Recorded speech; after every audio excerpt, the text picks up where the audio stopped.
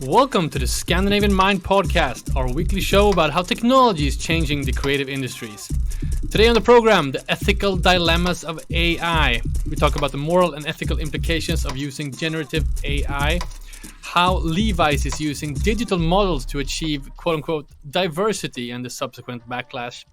How biased is AI? We'll look at how AI is reproducing social norms and what does AI itself think about responsible AI. We'll get into all of this. My name is Konrad Olsson, editor-in-chief and founder of Scandinavian Mind, and I'm here with my dear colleagues Roland, Philippe, Kretzschmar, and Erik Sedin. How are you guys? Perfectly fine. I don't know anymore what I think, what I do. I always ask ChatGPT what they think. Is that what you're doing all day? You have a new job as a consultant, so you have to fill the hours. So you're sitting there with ChatGPT, generating your presentations. Yes, and billing lots. But will we get lost? It's a philosophical question, but will we get lost when it comes to our own opinions, when we always have now to ask someone, like an algorithm, what happens to gut feeling? No is my gut feeling. That's why I exist, because of my human opinion, my human take on things. Mm-hmm. Good. Let's see. Well, all right, let's get into it. There's a lot happening around AI, and we can't stop talking about it. This is the fifth or sixth episode, I don't know, recently, but there's so much happening. And one of the news that came out this week was that Levis announced that they're using AI-generated models to quote unquote increase diversity among its, I think, e-commerce photos. So last week, Levi's announced it would partner with La La Land AI, an AI-powered digital fashion studio that creates lifelike fashion models.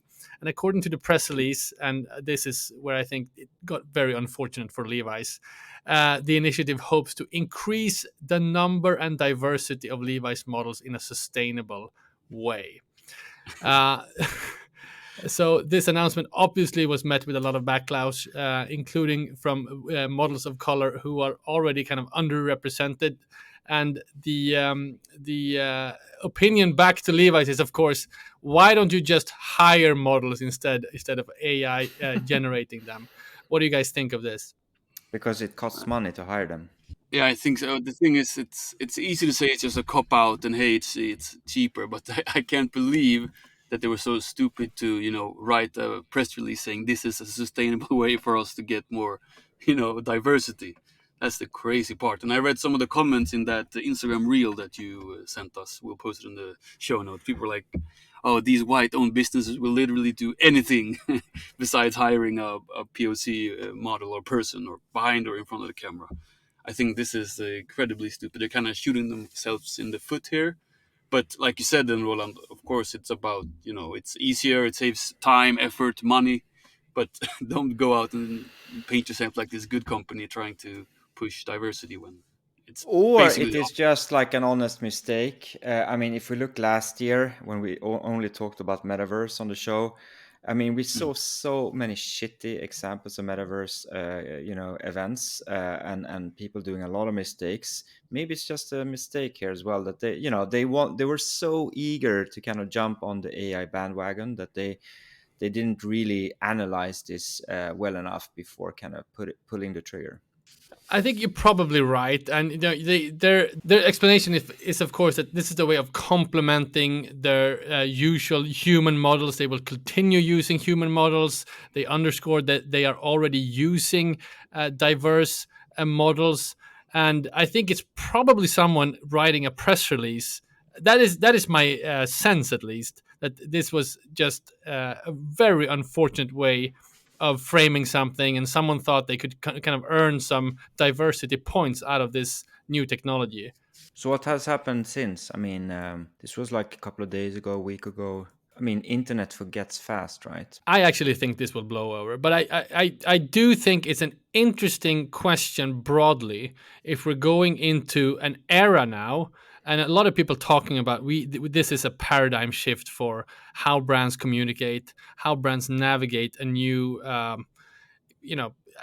a new era where there's a completely new interface for getting access to information. So what happens when brands, you know, a, a lot of the output from brands become generated by AI versus these sort of enormous productions? Because I think for brands, it's been historically, the first kind of wave of diversity inclusion discussion has been about restructuring very advanced, uh, uh, practical productions. And we've talked about on this podcast before.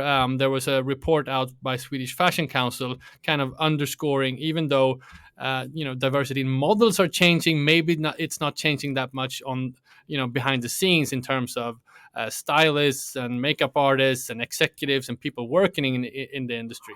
But now we're moving into a direction where even the sort of artificially created content also becomes a topic of diversity. That's really interesting. I actually want as soon as you sent this story to us, I thought to myself, hey, why not go like a proper journalist and do an experiment of my own? Spend some time on my favorite AI image generator, Wombo by Mm. Dream, which is great. I use it for people that watch our reels when you get thrown in some uncanny valley, some crazy, scary pictures on the sides of us speaking. It's all made on there, which is so much fun to create. And I'm becoming pretty good with prompts.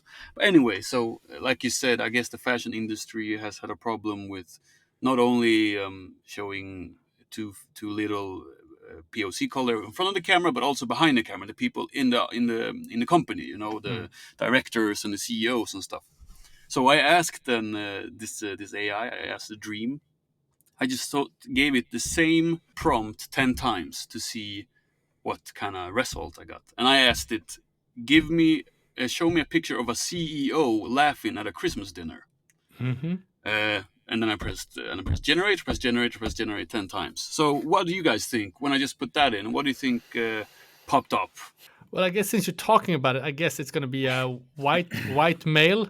That would be the bias.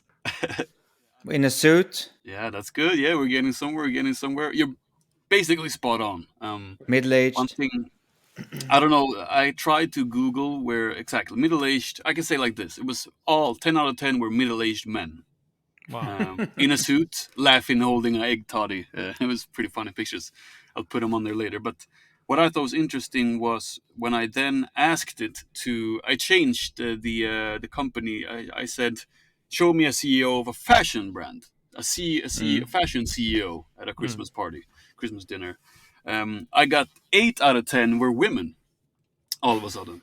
It's a And bias the other way around. yeah, Yeah. exactly. I don't know. I tried really hard to figure out where Wombo gets these images from. If it's stock images, if it's Shutterstock or some. I don't know where it gets the images from, but I thought it was interesting. And then I changed it to a tech CEO, and then I got 10 out of 10 male CEOs. Did they have T-shirts? No, they were also wearing suits. Seems Ooh, to be a okay. very proper, seems to be a very formal Christmas event, at least if you ask this one.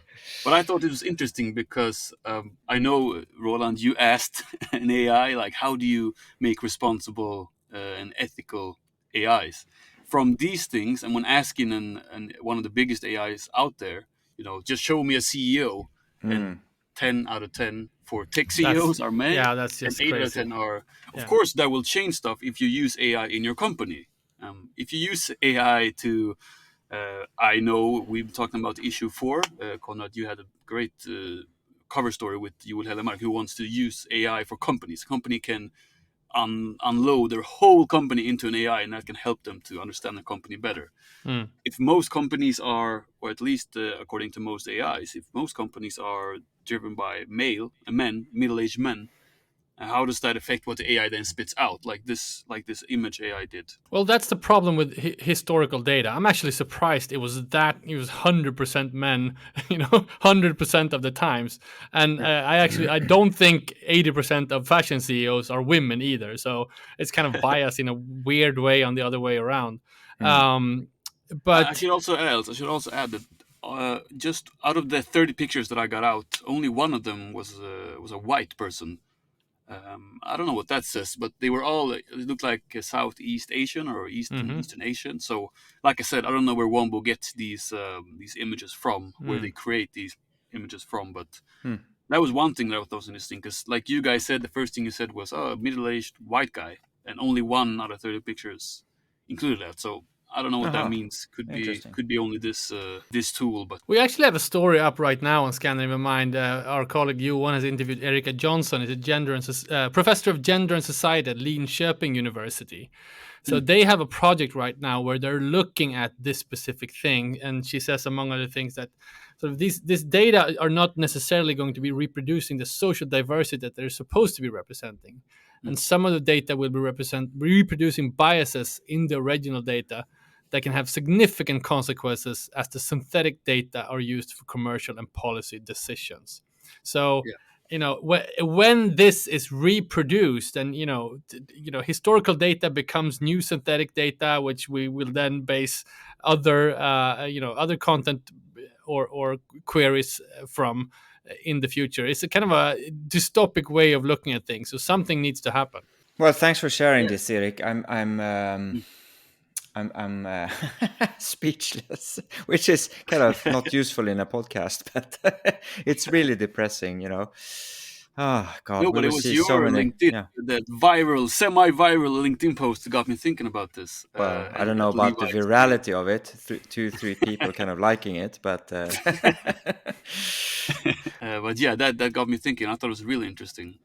Maybe you can talk about that for people that have missed. yes, of course. So I basically, as I said initially, like I'm asking different kind of chat tools or generative AI services different questions every day on different topics, usually to kind of stress test ideas and kind of as a creative sparring partner. And Mm, this whole idea around regulation has been kind of it's quite frequent in media at the moment. Then of course there's a lot of discussion on should generative AI and similar services be regulated or not, and how can we ensure some kind of responsible development, also connected I think to this kind of whole bias discussion that we just Mm, had. mm. And well, I mean, maybe I should have asked my friend Linda Leopold, who is head of responsible AI at H&M, and I interviewed her a couple of issues back for Scandinavian Mind. But in the Let's get her on nature, the pod. We'll yeah, reach out. yeah, but mm, in the nature of using chat, I asked the Chat GPT 4 basically. I decided to use the 4 version and not the 3.5 version. So this was the question I put in. How can we ensure that the use of generative AI and similar services are for the benefit of humanity and not a threat to our jobs or lives? Mm. And the answer is a bit too long to kind of quote in full here in the podcast. But I mean, basically, to summarize, it said that the developers must adhere to ethical guidelines and principles in designing and implementing AI systems, and this is then also including kind of considerations on how it can impact jobs, privacy, and security. And we need to understand the limitation, biases, and potential consequences of using these AI applications, that Mm. actually governments and regulatory bodies should establish clear rules and guidelines to ensure that we have responsible development and deployment. mm, Um, and especially if this, for example, can have impact or like negative consequences for example, the job market. But it also kind of touched on the whole research part, that we need to have transparency in sharing best practice data, transparency, and promote generally within the kind of also academic community and the AI community responsible development. It also kind of talked about how governments and organizations in society should invest in educating and training, both, I mean, people programming, but like the general population, so we mm, become let's say more savvy at using and understanding these different tools, because there is honestly a huge gap between the general population and us in this podcast, but there's also a huge gap between us in this podcast and those that are sitting programming these platforms. So there's a huge knowledge gap that we cannot really close, honestly. And then it kind of also touched upon AI for social good. So how can we use these different applications to address societal challenges like healthcare, education, climate change, and not only to do fun podcasts and silly experiments, but really to change society. So I think all in all, it was kind of You agree with the ChatGPT on yeah, I its think own it was kind of analysis. yeah, I think it was quite was unusually good because I'm honestly I think it's it's fun to use, but it's like unless you're programming or building stuff, just for kind of sparring ideas and bouncing ideas, it's not like super accurate yet. But I think this kind of concluded like the general challenges in this area. Hmm. I don't know, guys, what you feel about it, but listening to kind of I think it's really interesting how it's kind of self-aware, or whatever that means. If it can be, someone has thought it that. But from this little experiment that I did, which of course is not a good enough experience to draw any big conclusions of, but like you said, how can you just in general teach people, kids? You talked about it the other week about your kids being preteens, 10 years old, something like that, might even learn this in school, or might even learn this on their own, completely unregulated in their bedroom, at night. They should learn somewhere, they should learn somewhere how, hey, let's take this with not on a pinch of salt, like take this with a whole bucket of salt, and let's learn to realize where this is coming from. When I was in school, on the official curriculum was like source criticism, and checking fake news, because they would tell you in social yeah, science class, like like, hey, you got this Wikipedia and internet stuff like that, right? Yeah, of course, Yeah, man, yeah. because we had to, when we wrote our little essays and when we did our test, that was one thing that we had to know, in order to graduate later. So with AI, who knows when this will be applied to schools? But it's really interesting that AI It's itself kind already of happening. It's already happening from But what I've this is learned. my problem with the current education system. I'm not gonna rant, yes, a little bit. It can I swear it's fucking crazy that we're still in an education system built 150 years ago. It's crazy, seriously. I mean, we're forcing people to sit in benches for 10 years, listening to a lot of monologues, and it's I mean, it has become much more interactive than when I was in school, but still, it's like there's such a gap between the education system, especially primary education, and society, right? And even universities, like when you get out on the job market, well, hey, reality is totally different from what you learned from the past like 10 or 15 years. And I'm surprised also how much hostility there has been from the education system towards AI, instead of just trying to embrace how this actually can catapult humanity into Yeah. the stratosphere, basically. Well, I think the worst examples are when they just forbid it completely, instead Yeah. of leaning into it, trying to understand it, trying to teach students how to use this in the future, because it's obviously here to stay. I think no matter what Elon Musk wants, there was a story out that they wanted to put pause on AI, but it's here to stay. It's going to be part of our industries in many different ways. So yeah, definitely, I think you should lean into it. Can we do an education special? Let's do it. Let's Yeah. do it. I want to come back to just to round off the show with something that brands need to think about, and maybe specifically fashion brands. This has come up in a couple of ways the last week for me. One is a person I talked to that is looking at developing different customer service tools in the fashion industry using ChatGPT, and there are ways you can sort of train the AI or give them a sort of a source data on you can train the AI, for instance, of the complete stock of your specific shop, and then you can have it recommend your customers or the visitors or your e-commerce recommend different types of product depending on what they write in, right? There's also a wonderful Instagram account I just want to recommend, Justin Feinberg. He's really into everything new when it comes out in terms of ChatGPT, all the new plugins for Chrome. He's on it. He's testing them out. But he has had a really interesting post about what he calls LLMS. So instead of SEO, search engine optimization, we have to now look at LLMO. Sorry, LLMO, it's like large language models optimization. So Yes. if we see, in the future, and to your point, Erik, you will Mike in the new issue of Scandinavian Mind that's out in a few weeks. He talks about we're going to have new interfaces to deal with data. We're not going to have Google with 10 blue links. We're not going to open a traditional email window looking at rows and rows of information. We're just going to have a little search box where we just enter in a query. I need to buy a new pair of swim pants, which I think is the example that Justin Feinberg uses. I thought it was Erik's example. I do actually. I'm going to Bali in June. I need some new. Oh, let's. Well, you can look at this. Look at this video then. But what a bit of a rant and a runway here to say that brands need to be visible in the results of these large language models. And Konrad, if you're not, you know what? I mean, a very close friend of mine. He works in the media industry, media sales, advertising industry, and he was calling me.